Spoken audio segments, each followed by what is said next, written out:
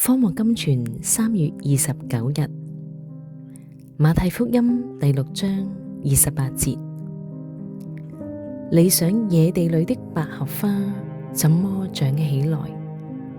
它不勞苦，也不紡線。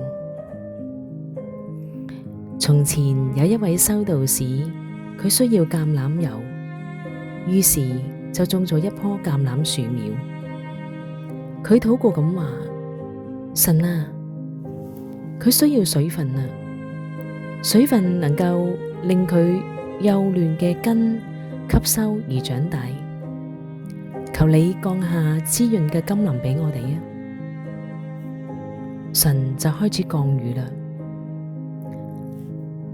修道士又再禱告話：神啊，我嘅樹需要日光啊，求你賜俾佢日光啦。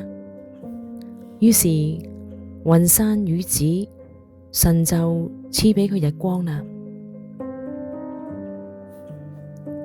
佢又再禱告咁講：神啊，而家佢係需要霜雪嚟堅固佢嘅組織啊。睇下嗰棵幼小嘅植物上邊，果然閃爍住一層嘅薄霜，但係到咗傍晚，樹卻係枯死咗啦。於是佢就去見另一位修道士，話俾佢聽佢自己嗰個奇異嘅經歷。嗰位修道士就回答咁話：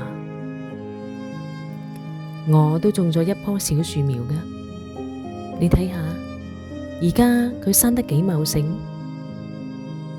我係從來冇為我嘅樹苗操心嘅，只係將佢交咗俾上帝，因為神知道佢嘅需要，遠勝過好似我咁無知嘅人，所以我冇向神提出條件、建議同埋方法，我只係禱告咁話：神啊，請你賜下佢所需要嘅一切啊，無論係風、係雨、係霜雪、係日光，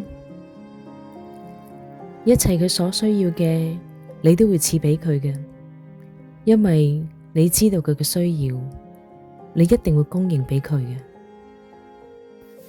願神祝福你。